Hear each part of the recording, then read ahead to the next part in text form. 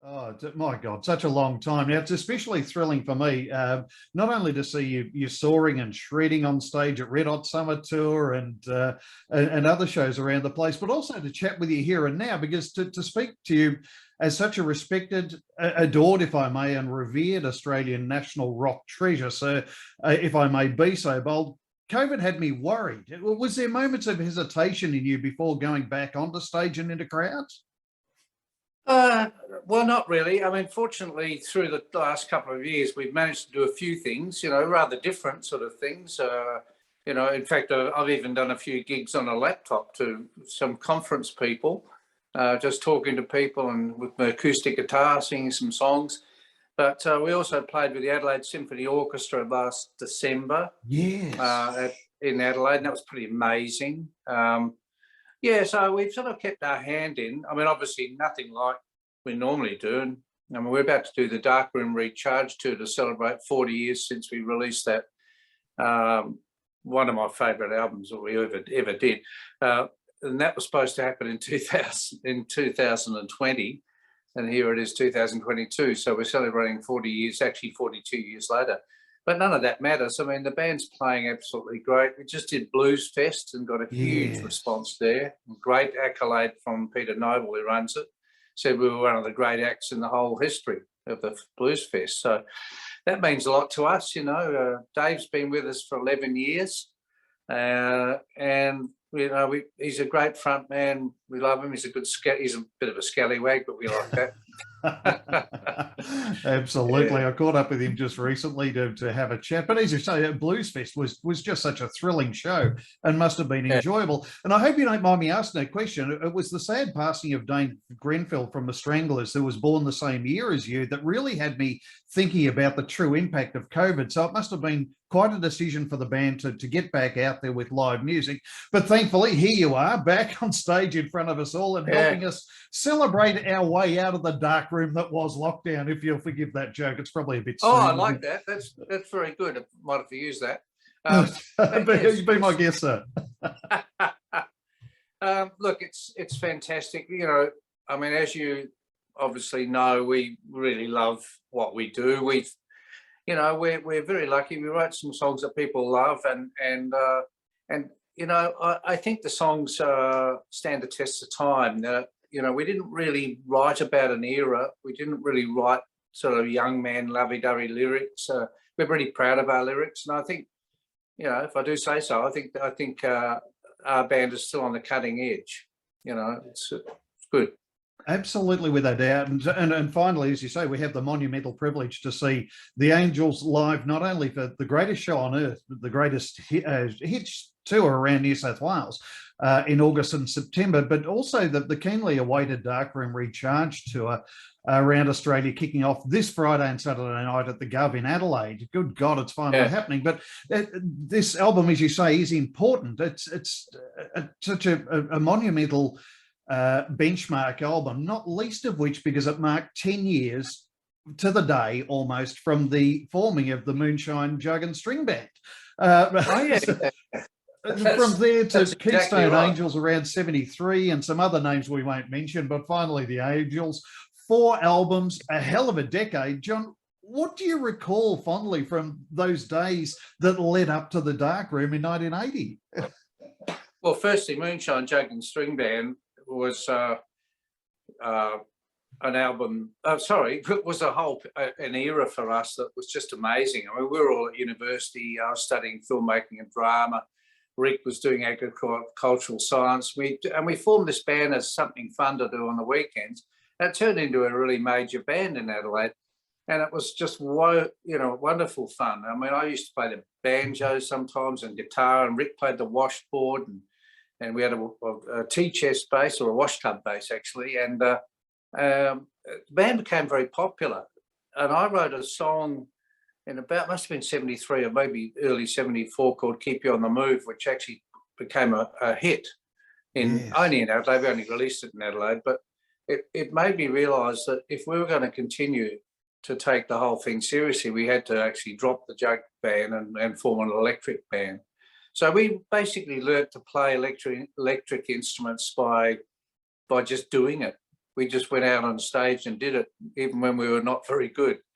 And, you know, we learned and gradually became a really good band. Buzz Bidstrup came into the band in 1976, followed very closely by Chris Bailey. Once we had that rhythm section, the Angels was an undeniably great band, you know, and all it took was us to write the right songs and produce the right tracks and all that sort of stuff. So, which fortunately we did. And, Indeed. you know, that's why I'm talking to you about it today. But absolutely, an incredible era.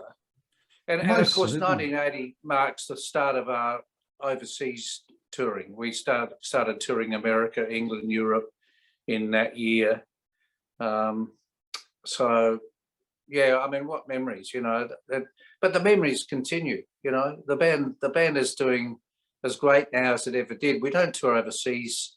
Well, we did a few years ago. We did London, Paris, and the Sweden Rock Festival, which was a great experience. And yeah, I mean, life's great. Oh, what can I say? Yeah. Oh, and I must remark, for those few people who wouldn't know, I guess, but people can still buy a CD of Rent Party, the recording from 1992 of the Moonshine Jug and String Band reassembly, as it were. That's available on the angels.com.au store. And what a hoot it is. Yeah, I'm really excited that we did that, because, of course, now we don't have Doc in our life anymore. It's very sad to lose him. Yes. Even though there were some tough years towards the end of his life, you know, with the band, etc.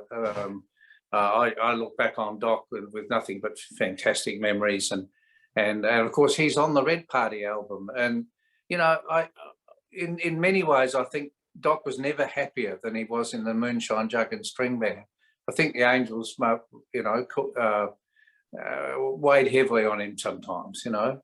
I mean, he was a great front man, as everybody knows. Yeah, absolutely. And like most Australians, I guess, as we talk about Doc and we talk about Darkroom, I guess, like many Australians, I'll never forget the moment that I first heard, well, Nagasaki, and satisfied with my girl, but those for entirely different reasons. But of course, I'm referring to the epic, monumentally brilliant No Secrets. John, what do you remember about creating what would become such a monumentally important track in Australian music and worldwide music? Yeah, well, it's interesting. You know, Buzz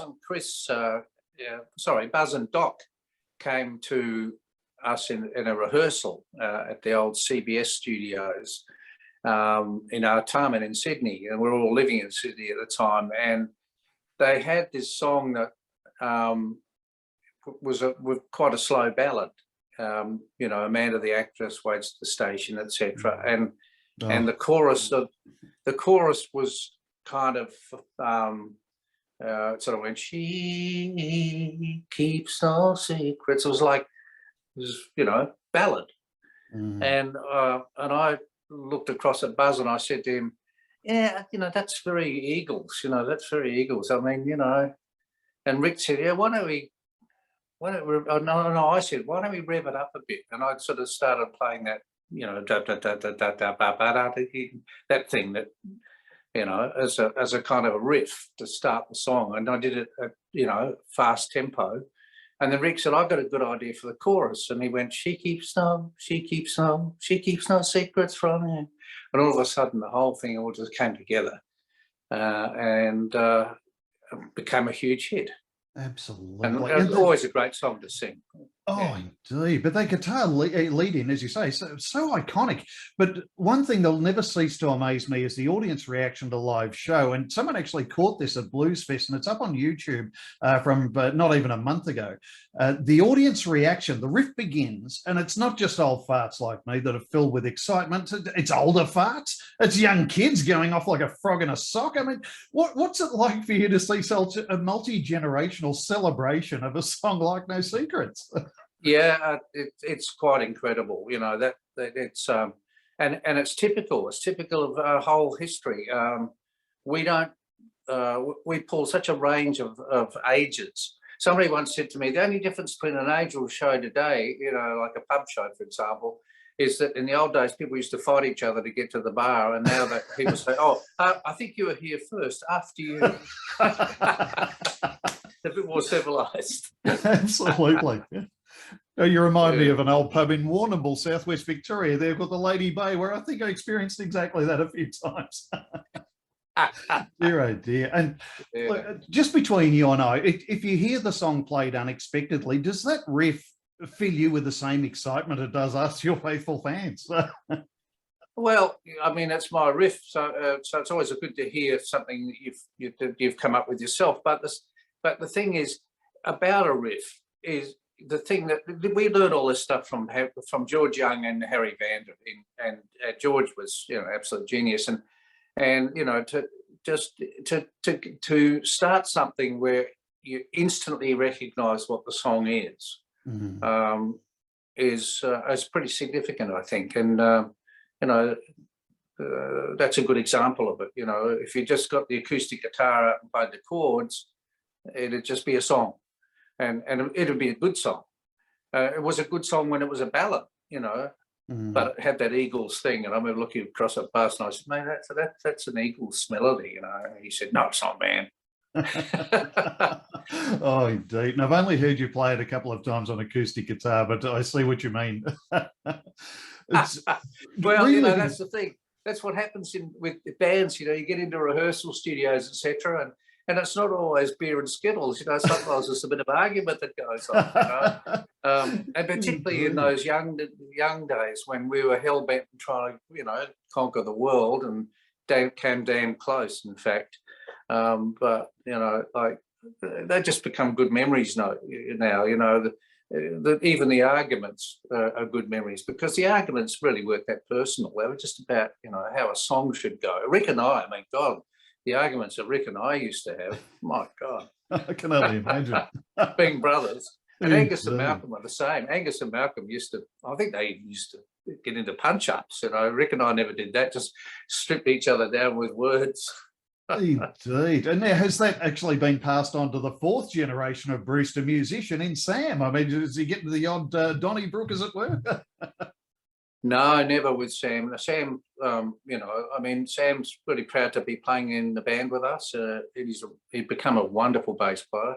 Started off on guitar, and he went to bass because Chris Bailey took ill with cancer and sadly never came out of that and died in 2013. And so Sam stayed, and Sam got to know Chris and studied Chris's style, and he doesn't copy Chris, but he's got a lot of Chris Bailey's moves and feel. And Chris was one of the best players this country's ever known. Amazing player and wonderful guy. So, you know, for Sam to get to know and become friends with him in his last year or so of life was something quite special. Oh, most certainly. And of course, Chris Bailey, being the original bassist on No Secrets, played so beautifully, and the entire Darkroom album. But my own son, if I might take up your time with a personal note, is out there kicking down the doors, bass in hand, and trying to do his best to make it pay.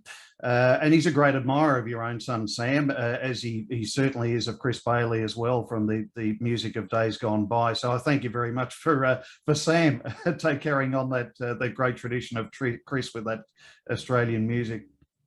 Yeah, it's good. And, you know, I've got two other sons too who also can play. Sam, my son Tom, who works as a project manager for a big landscape firm, he could walk on stage and be the drummer of the Angels tomorrow. No offense, Nick is amazing, but Tom could play a gig with us as well. In fact, we did something recently where we had the two drummers up on stage, and my son Harry is a wonderful guitarist as well. So, you know, it's just lovely to see that. And also Rick's got a couple kids, not really kids anymore, but Jody has played with us a few times, and he's a wonderful musician. Oh, so to see that musical thing that started with my grandfather, or our grandfather, I should say, that's gone down, you know, to my dad, who was the lead cellist of the Adelaide Symphony Orchestra, and then ran the orchestra when he was a director of music for the ABC. So to grow up in that musical environment, and of course Rick went down the classical path, and I was a black sheep. I got into rock and roll at a very young age. Yeah, but it's good. It's just, that whole family connection is quite special to us. Absolutely. We better stop there before we replace Dave Gleeson. He might be off stage in a moment. We'll just make it the Brewster band.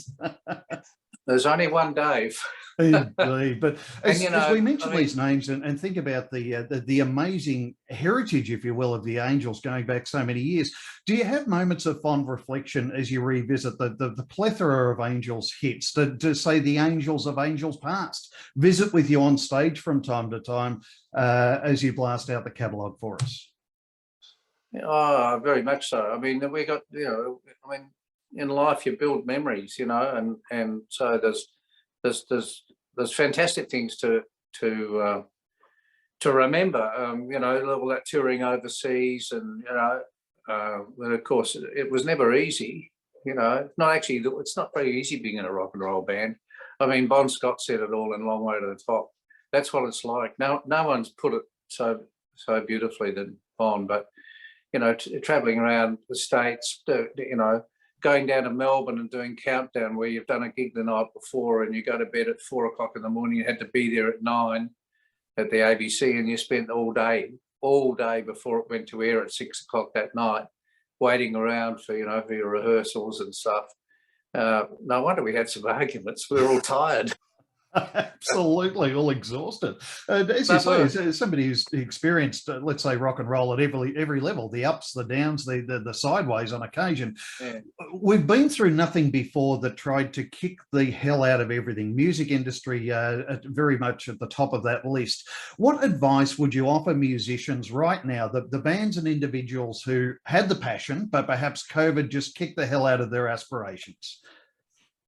Well, look, it's all very easy for somebody of my age to do what older people have done since time began, which is say, I was better in my day. But in a sense, it was, because the thing is, we had a live scene that was not easy. You played. I mean, we did gigs like us and AC/DC. We did gigs like the Ringwood ice skating rink in Melbourne. Where the stage was put right beside the ice, and Rick and Angus used to have cut off gloves, woolen gloves, so they could feel their fingers on their guitars. But we'd do that because they paid. And the only way we could survive as a band was to get paid night after night after night. We got paid bugger all, but it was enough to keep the band going. And, getting into my old EH station wagon and driving all around this country for 4 years before the band took off. I mean, it was really hard work. You look back on it and you just go, well, it was hard work, but geez, it was good. And that scene doesn't exist anymore. So I don't really have very intelligent advice for young musicians, except to say, well, just work hard and develop your songs and make the melody sing. And I don't know. I mean, there's a lot of, when you go to the Virgin Lounge, for example, or you hop on a plane, or you go to a shopping centre, and you hear the music getting played out of the speakers. It's crap. It's like, what the hell?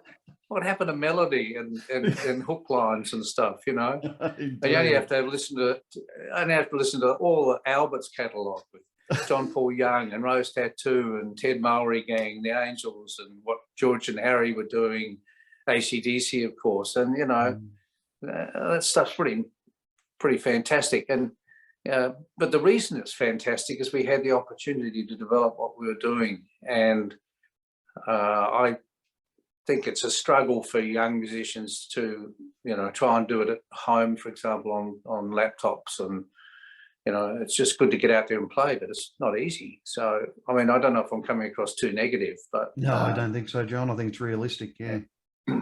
Absolutely. And look, I would like to take a moment, if I could, and just thank you very much for the privilege of being able to relive these memories with you, especially of Darkroom, of Chris Bailey, of Doc, and everybody who's been part of the Angels journey along the years. But the real privilege is for everybody to still be able to get out and see you revisiting these tracks, belting out these songs for us in such magnificent fashion. Thank you so much for the opportunity. Thank you for your time today, John. Yeah, great pleasure. But, I come and see us. It's fantastic. It's a great experience. We're playing great. Absolutely, without a doubt. I think it's a matter of fact rather than opinion. And I'll certainly be around Melbourne following you about like a lost child. Don't you worry about that. Thank you, sir. I realise you pushed for time. Thanks very much for your opportunity to speak with you. My pleasure. Great. Take care, Cheers. John. See you soon. Yeah. Cheers. Bye-bye. Bye.